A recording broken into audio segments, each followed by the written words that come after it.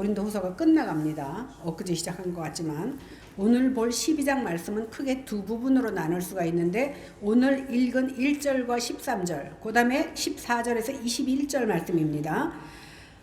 오늘 본 1절과 12절까지는 11장 1절에서 시작한 어리석은 연설이 이어지는 것으로서 사도 바울이 사도권을 변호하는 말씀의 마지막 부분입니다. 그가 이제 자랑하려는 것은 자기가 본 계시와 환상에 대한 내용입니다. 사도 바울은 주저하면서 환상과 계시에 관한 이야기를 시작합니다. 여기에는 사도 바울이 고린도 후서를 통해서 오늘 본문에서는 고린도 교인들에게 하고 싶었던 중요한 핵심 메시지가 포함되어 있습니다. 아주 놀라운 복음의 역설입니다.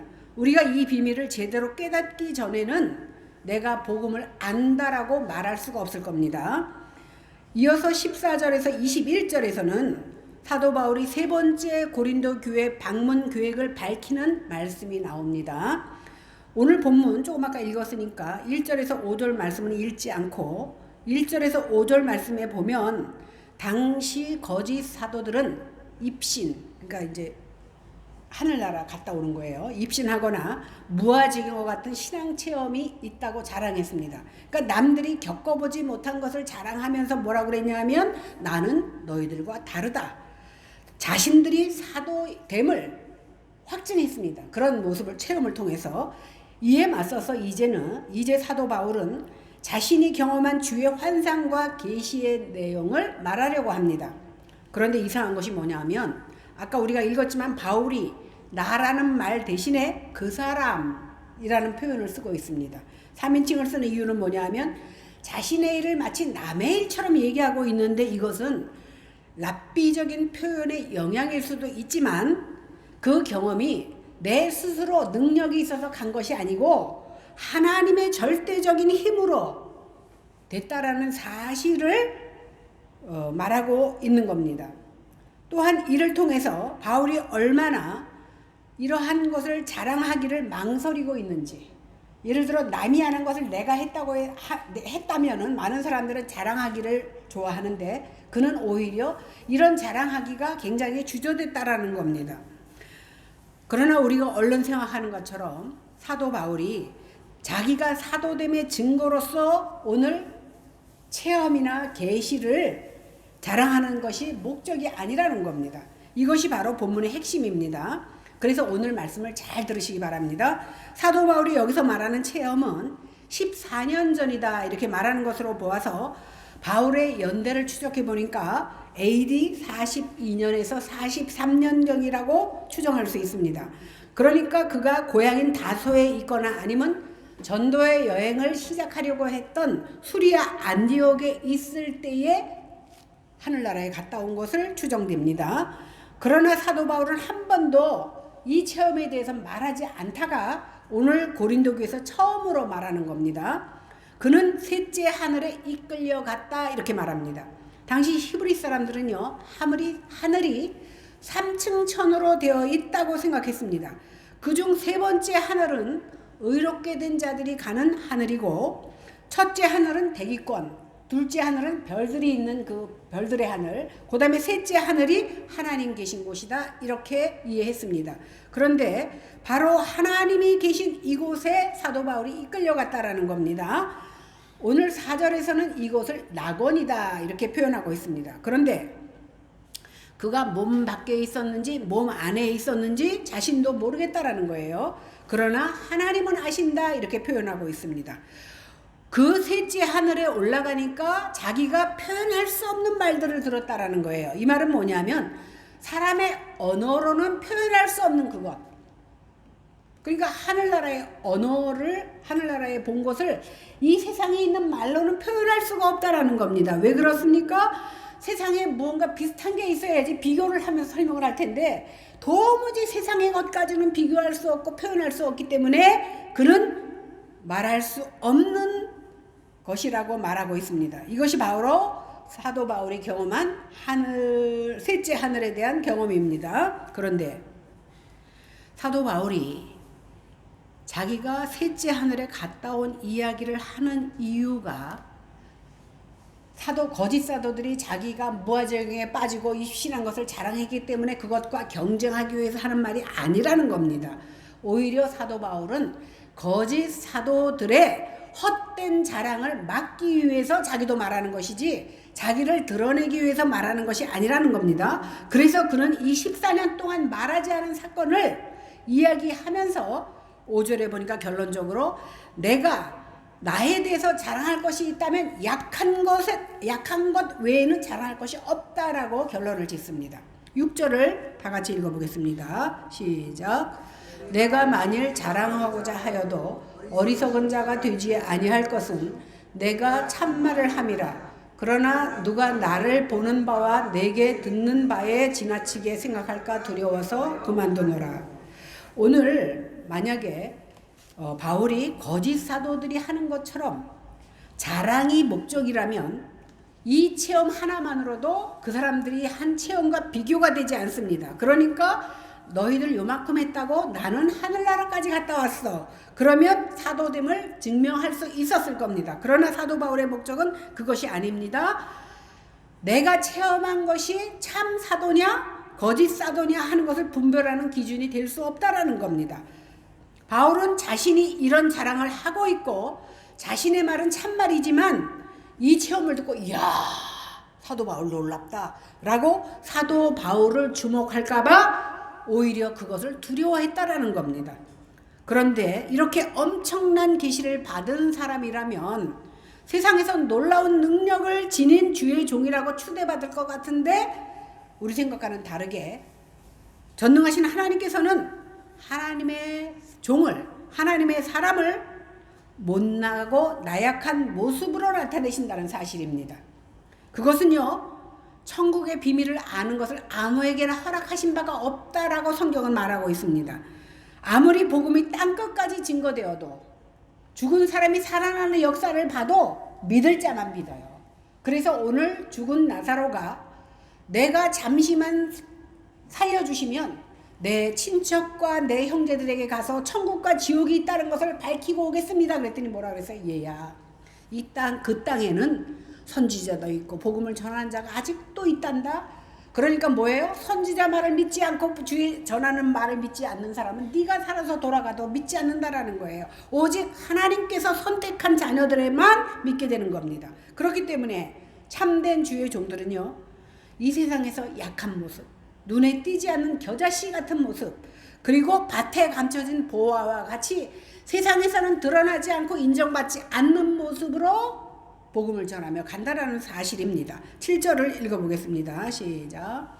여러 계시를 받은 것이 지극히 크므로 너무 자만하지 않게 하시려고 내 육체의 가시 곧 사탄의 사자를 주셨으니 이는 나를 쳐서 너무 자만하지 않게 하려 하심이라. 하나님께서는 일반인들과 달리 바울에게는 엄청난 계시를 경험하게 했습니다. 그러나 사도 바울이요 계시만 받은 게 아닙니다. 계시를 받는 동시에 육체의 가시도 받았다라는 사실입니다. 육체의 가시가 사도 바울에게 주어진 것은 그 엄청난 계시 체험으로 인하여 바울이 자만하지 않도록 높은 은사와 더불어서 자기 몸에 가시를 받은 겁니다. 육체의 가시라고 말했는데 여기 가시에 해당하는 헬라어 스컬롭스라는 말은 뭐냐면 파편 아니면 말뚝. 여러분 생각해 보세요. 내 몸에 파편이 바뀌었다거나 내 몸에 말뚝이 바뀌었다고 생각해 보세요. 그 통증이 얼마나 크겠습니까? 이것을 사도 바울은 사탄의 사자 이렇게 말했을 정도입니다. 그러나 이 가시를 주신 분은 사탄이 아니라 하나님입니다. 비록 사탄이 바울을 힘들게 하고 지치게 하고 낙심케 하지만 그것을 바울에게 허락하신 분은 하나님이라는 사실입니다. 욥에게도 마찬가지죠. 우리는 보통 내가 살면서 좋은 일이 벌어지면 이것은 하나님이 주셨어 이렇게 생각합니다. 그러나 나쁜 일이 벌어지면 어떻게 생각합니까? 이것은 사탄이 준 거야 라고 생각하기가 쉽습니다. 그러나 내 인생에 일어나는 모든 일은 하나님의 손에 쥐어졌다라는 사실입니다. 하나님께서 허락하시면 나에게 좋은 일도 나에게 나쁜 일도 생길 수 있다라는 겁니다.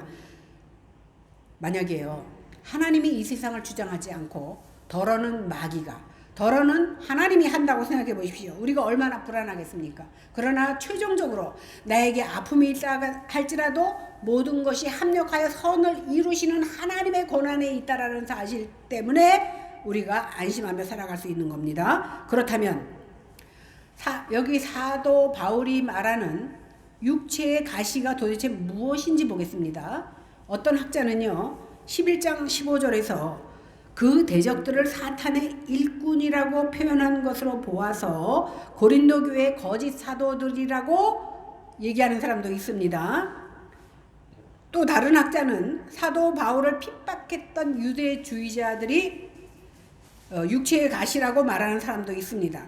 또 다른 이들은 육체의 가시, 이 육체라는 말을 주목해서 사도 바울은 평생 예수님을 만나고 다메섹 도상에서 만나면서 큰 광채를 보면서 눈에 안질이 생겨서 평생 눈도 큰 것이 외에는 보지 못할 정도로 안질 때문에 고생했고 간질병이 있다라는 속설이 있습니다. 이것으로 추정합니다. 그런데 바울이 여기에서 내가 육체의 가시가 무엇이다라고 꼬집지 않고 은유적으로 표현을 했기 때문에 그것이 정확히 무엇인지는 우리가 알 도리가 없습니다. 그러나 분명한 것은 그가 언급한 육체의 가시는 바울 자신을 낮추고 교만할 수 없도록 만드는 힘을 오늘 육체의 가시라고 표현했다라는 것을 우리는 알 수 없습니다. 그 육체의 가시 때문에 사도 바울은 결코 교만해질 수가 없었습니다. 18절과 9절을 읽어보겠습니다. 시작. 이것이 내게서 떠나게 하기 위하여 내가 3번 주께 간구하였으니 나에게 이르시기를 내 은혜가 내게 족하도다. 이는 내 능력이 약한 데서 온전하여 짐이라 하신지라. 그러므로 도리어 크게 기뻐함으로 나의 여러 약한 것들에 대하여 자랑하리니 이는 그리스도의 능력이 내게 머물게 하려 함이라. 아멘. 하나님께서는 셋째 하늘까지 보고 온 사도 바울에게 능력을 베푸시기는커녕 오히려 사탄의 가시를 허락하셨습니다. 그것이 무엇이든 간에 바울이 복음을 전하는데 치명적인 고통이었습니다. 보세요. 앞도 안 보여. 그리고 어느 날 복음을 전하다 갑자기 쓰러져서 막 발발발 떨어. 간질 때문에. 아무리 믿음이 좋은 바울이라 그래도 그 육체의 가시가 절대 즐거울 수 없습니다. 그는 괴로워서 이것을 없애달라고 3번이나 주님 앞에 간구했습니다. 그러나 하나님께서는 사도 바울의 이 기도에 대해서 내가 너에게 베푼 은혜가 너한테 족하다. 이는 내 능력이 약한 데서 온전하여 짐이라고 응답해 주십니다. 하나님께서 사도 바울의 간구에 대하여 주신 그 응답이 바로 고린도서의 절정의 핵심입니다. 바울은 약했습니다. 그는 육체의 가시 때문에 평생을 괴로움 속에서 살아야만 했습니다. 그의 삶에는 환난이 그치지 않았습니다. 그는 겉으로 볼 때도 볼품없이 생긴 데다가 말도 어눌했기 때문에 비난도 많이 받았고 육체적 시련도 끊어지지 않았습니다. 몸은 많은 매를 맞았기 때문에 약해졌고 명성은 갈기갈기 찢어졌으며 그의 메시지는 그의 말이 어눌하다 보니까 거부되었습니다. 그래서 그는 로마의 개선 행진에 조기 때처럼 엮여서 죽기 위해 끌려가는 포로로 자신을 표현할 정도로, 그 당시에는 로마의 그 전쟁이 일어나면 개선 장군이 이기고 돌아오면은 어느데 맨 끄트머리에 포로들을 조기처럼 엮어서 끌려간다 그랬죠. 왜? 사람들한테 전시한 다음에 죽이려고. 사도 바울이 마치 내가 포로로 끌려가는, 죽기 위해 끌려가는 포로로 자신을 표현할 정도로 자신의 모습이 처참했다라는 겁니다. 그런데 이런 사도 바울에게 하나님은 뭐라고 그러십니까? 내 은혜가 내게 족하다 이렇게 말씀합니다. 우리 생각에는 이해가 안 되죠. 만약에 사도 바울이 세상에 가진 것 다 가지고 사는 동안 건강하고 행복한 가정 꾸리고 물질의 부요함을 가지고 산다면 네 은혜가 너한테 좋게, 그래도 그 말이 이해가 됩니다. 그런데 심각한 질병으로 건강도 잃고 행복한 가정도 이루지 못했고 지지리도 가난하고 허구한 날 구박과 고난과 핍박의 연속인데 하나님의 은혜가 너한테 족하다? 이렇게 말씀하십니다. 그러나 이것을 동의하고 하나님의 은혜가 내게 족하다고 고백하는 이것이 바로 복음의 능력이라는 겁니다. 놀랍죠? 그렇다고 고난을 당하는 자는 겸손한 자다 이런 말씀이 아닙니다. 또 반대로 겸손한 자는 다 고난을 당한다는 말도 아닙니다. 우리의 환경 자체가 하나님을 대신할 만큼 인생을 의지하게 되는 것이 못 된다라는 겁니다. 우리에게 돈이 아무리 많아도 우리에게 명예가 아무리 커도 그것이 하나님을 대신할 만큼의 것이 되지 못한다라는 겁니다. 뿐만 아니라 내 삶에서 딱 이거 하나만 없으면 좋겠는데 여러 가지 우리가 저해되는 요소가 많잖아요. 하나님 요거 하나만, 이것이 많은 것이 나에게 불필요하지만 이거 다 간두시고요, 딱 요거 하나만 없애주세요 라는 생각이 들 때가 있습니다. 그러나 하나님께서는 내 은혜가 내게 족하다라고 오늘 사도 바울에게 하신 말씀을 우리에게도 말씀하시는 겁니다. 이것이 바로 복음의 역설입니다. 있어서가 아니라 없어도, 그리고 없어서 하나님의 은혜가 내게 족하다라는 사실입니다. 내게 무엇인가 있으면 그것을 의지할 수밖에 없지만 아무것도 없기 때문에 하나님을 의지할 수 있기 때문에 없어서 하나님의 은혜인 겁니다. 내 약함이 뼈저리게 경험되지 못한 사람에게 하나님의 이 말씀은 정말 무의미할 수밖에 없습니다. 지금 바울이 말하고 싶은 것은 자기의 지극히 큰 계시 체험이 아닙니다. 하나님이 주신 육체의 가시를 말하려고 하는 겁니다. 거짓 사도들은 자기가 체험한 것을 자랑하고 있지만 오늘 사도 바울이 자랑하라는 것은 뭐예요? 내 육체의 가시, 이것을 자랑하려고 한다는 겁니다. 육체의 질병이 나를 떠나지 않지만 하나님의 은혜는 나에게 족하다라고 고백하는 겁니다. 왜 그렇습니까? 하나님의 능력이 내가 약한 데서 비로소 온전해지기 때문입니다. 바울의 신앙이 놀랍지 않습니까? 나의 약함이 나에게 불리한 조건이 아니라 하나님이 일하시고 하나님의 능력을 드러내는 조건이 된다는 사실이에요. 내가 무엇인가 내가 자랑할 만한 것이 있다면 하나님께서 그만큼 하나님의 능력이 나타나지 않는다라는 겁니다. 내가 자랑할 것이 없고 내 능력이 아무것도 없기 때문에 온전히 하나님의 능력이 드러난다라는 이러한 고백을 오늘 사도 바울이 하고 있습니다. 그 사도 바울이 사도 바울답지요? 굉장히 놀랍습니다. 그래서 사도 바울은 근심하지 않고 도리어 내가 이런 환경에 처해져 있지만 오히려 기뻐한다고 말할 수 있는 겁니다. 우리가 지난 시간 동안 쭉 보았잖아. 그런 고난을 100가지를 겪었는데 그 중에 한 가지만 나에게 줘도 나는 못해요. 그냥 조용히 교회만 나갈게요 라고 말하지 않겠느냐는 겁니다.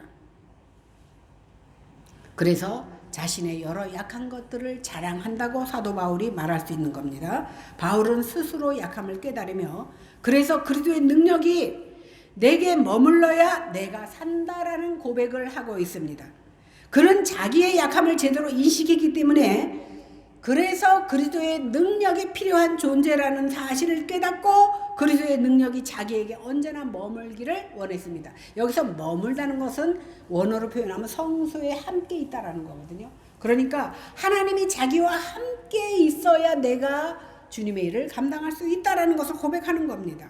그래서 자기의 능력을 믿거나 자기를 자랑할 수 없는 이유가 바로 나는 약하지만 내 속에서 역사하시는 하나님의 능력을 믿기 때문입니다. 그래서 그는 그리스도의 능력이 자신의 약함 속에서 온전하게 드러나기를 열망하며 살았던 겁니다. 10절을 보겠습니다. 시작.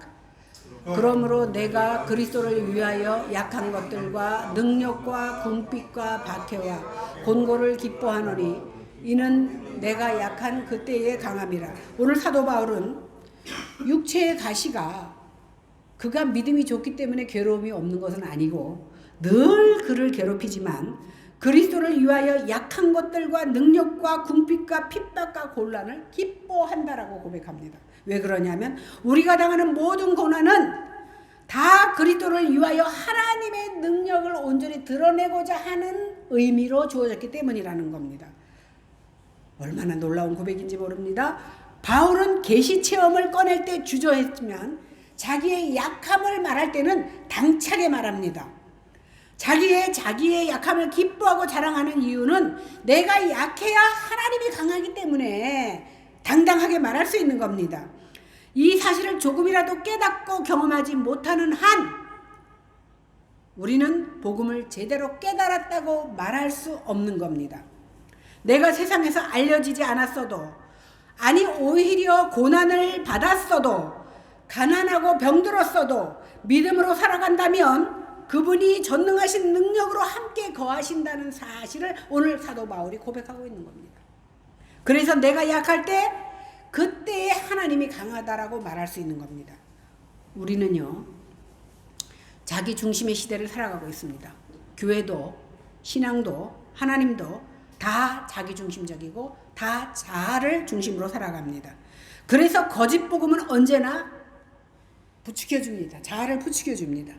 그러기 때문에 신앙을 가졌다고 해도 자기 연민이나 자기 과시의 두 국단을 오르락내리락 하는 수준의 신앙을 벗어날 수가 없는 겁니다. 이런 사람에게 약함은 인정되지 않아. 내가 예수 믿지만 강해야 돼. 똑똑해야 돼. 잘나야 돼. 남들보다 잘 살아야 돼. 그러니 하나님의 능력이 온전해질 수 있는 가능성도, 그리스도의 능력이 내게 머물 수 있는 것도, 약할 때 강해지는 것을 고백하는 것도 불가능합니다. 왜? 내가 강한데 뭐 어떻게 예수를 자랑합니까? 그 안에는 복음이 없습니다. 이것이 거짓 복음입니다. 이 거짓 복음은 우리로 하여금 끝없이 비교하고 경쟁하게 만듭니다. 니네 교회보다 우리 교회가 커. 니네 목사님은 고만하네. 우리 목사님은 세계에서 유명한 그런 학교 나왔어. 이렇게 자랑합니다. 그런데 성경에서 세상에서 1등하는 것이 하나님의 사람이 되는 조건이 아닙니다. 1등이냐 꼴등이냐를 넘어서서 내가 무엇을 의지하며 살며 무엇을 자랑하고 싶어 하는가가 하나님의 사람이 되는가, 세상 사람이 되는가 하는 것의 분기점이 되는 겁니다. 약할 때 강함이란 말은요, 십자가에 대한 또 다른 표현입니다. 부활이 있기 전에 죽음이 있었습니다.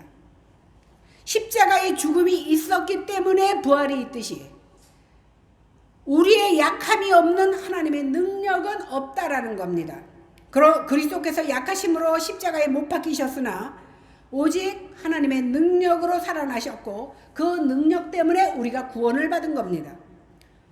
하나님께서는 엄청난 숫자의 자손을 가진 족장을 부르지 않고 불임의 사라와 아브라함을 불렀습니다. 하나님은 강성한 애굽 민족을 부르지 않고 그 민족의 노예로 살아가고 있는 이스라엘 민족을 불렀습니다.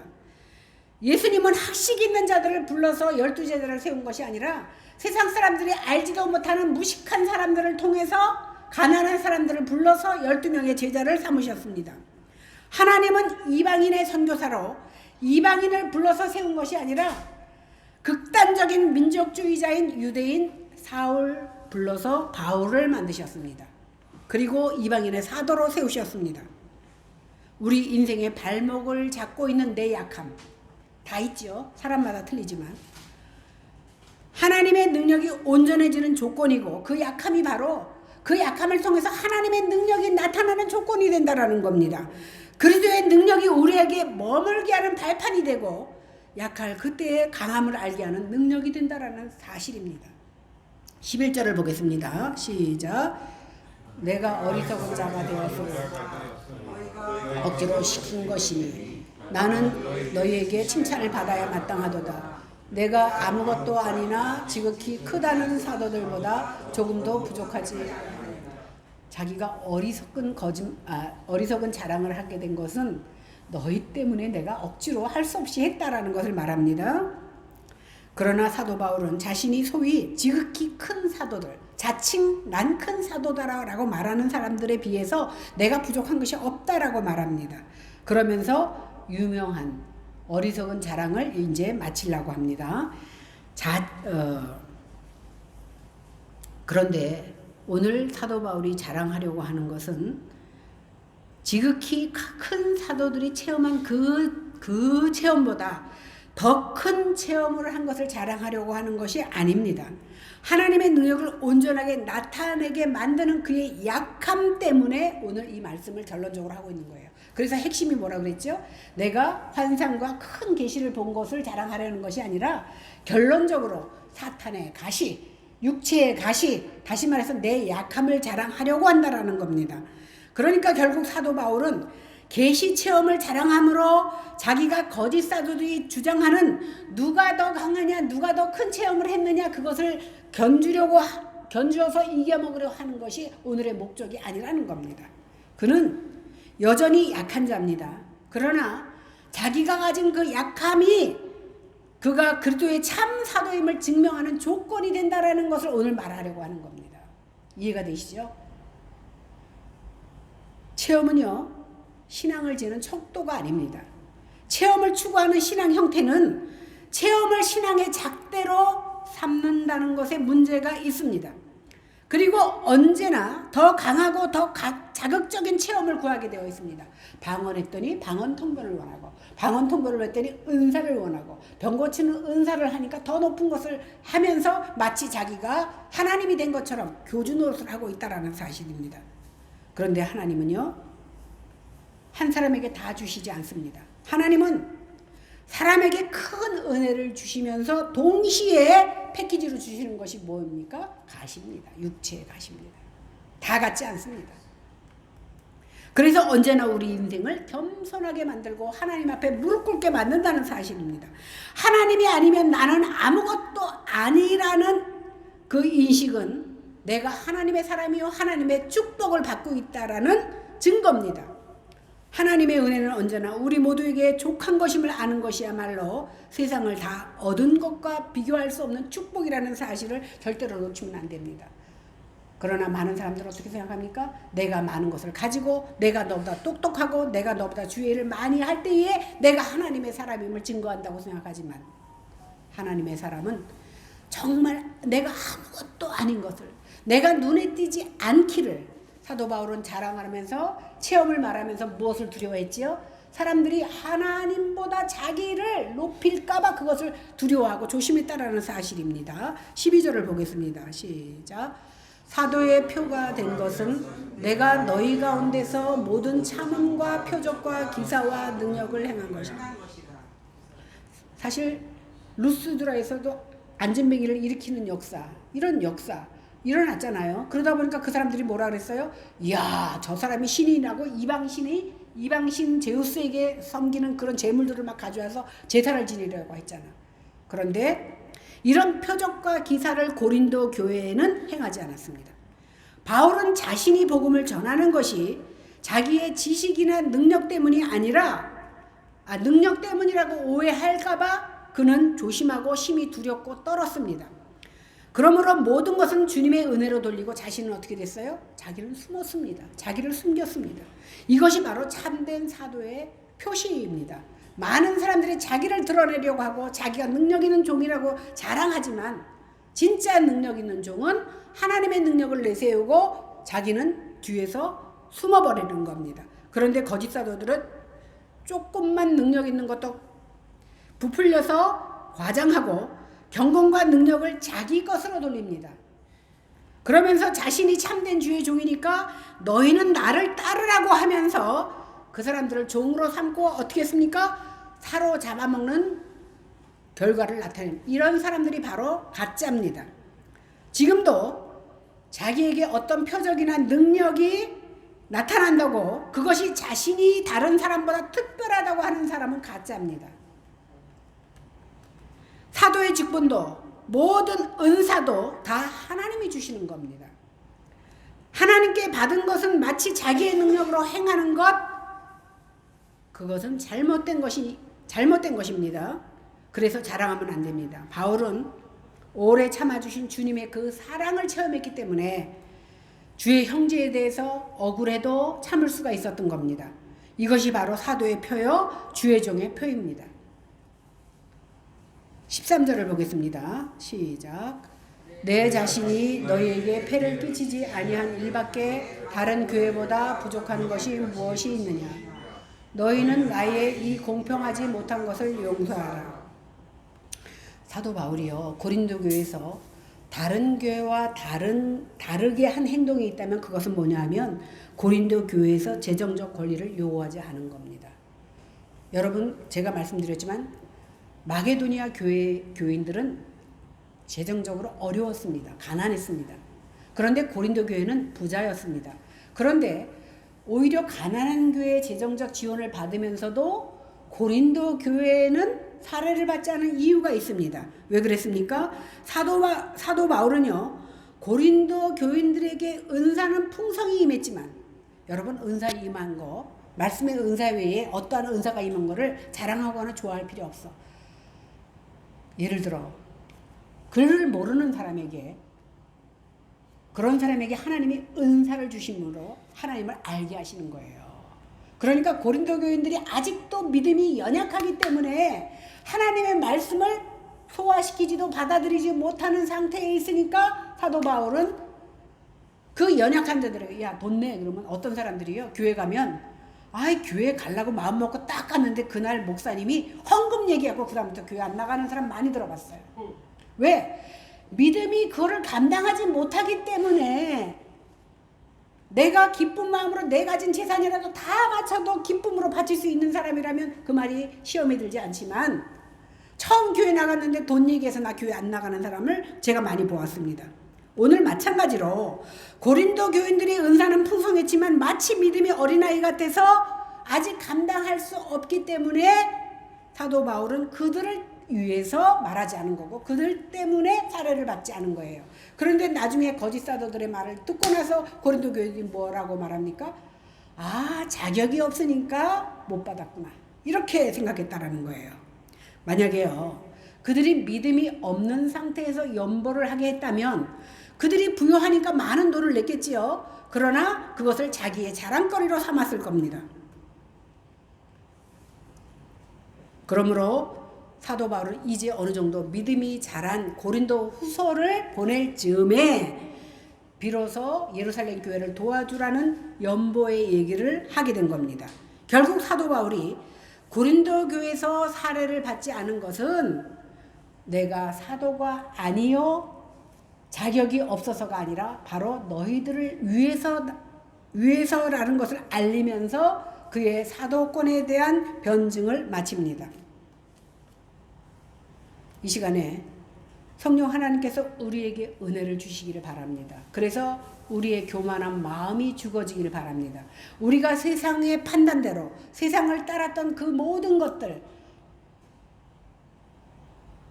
다 버리기를 원합니다. 오늘 사도 바울이 자기의 약함을 자랑했던 그 자랑이 우리의 자랑이 되게 하여 주시기를 원합니다. 그래서 약함으로, 내가 약해야 하나님의 능력이 강하게 표현된다라는 그 복음의 역설을 깨닫는 귀한 시간이 되시기를 주님의 이름으로 간절히 축원합니다. 기도하겠습니다. 하나님, 사도 바울이 사도 바울 된 것을 오늘 알겠습니다. 우리는 아무리 맨발 걷고 쫓아가도 따라갈 수 없는 그 심오한 믿음을 이 시간 깨닫기를 원합니다. 하나님, 많은 사람들이 세상의 섭리에 따라 내가 잘나고 내가 똑똑하고 내가 잘된 것을 자랑하고 싶어 하지만 오늘 사도 바울은 내가 약해야 비로소 하나님의 능력이 나타난다라는 복음의 역설을 하고 있습니다. 하나님, 그 말씀의 의미를 우리도 깨달아서 아버지 하나님이여, 나의 나된 것은 내가 아니요 하나님의 은혜인 것을 깨달아서 내가 어떠한 어려움이 있다 할지라도 그 어려움을 통하여서 우리 하나님께서는 나를 자고하지 않게 하시고 나를 낮추시며 도리어 하나님을 드러내기를 원한다는 사실을 깨닫는 귀한 시간 되게 하여 주시옵소서. 감사드리며 예수님 이름으로 기도했습니다. 아멘.